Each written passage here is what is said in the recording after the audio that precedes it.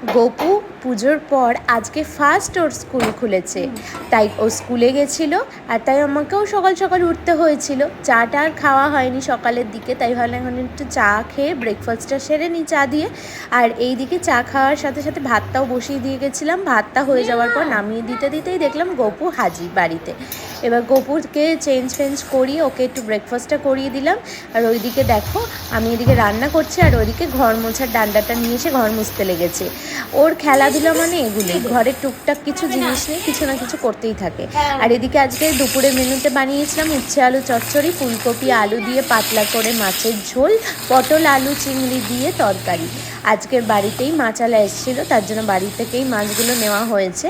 আর বুধবার দিন মাছ তো সবাই আজকে খেতে পারবো, তাই মাছটাই দিয়ে আজকে ভাবলাম টাটকা মাছের ঝোল বানাই পাতলা করে। এটা খেতে কিন্তু দারুণ লাগে গরম ভাতের সাথে, আর তার সাথে পটল চিংড়ি।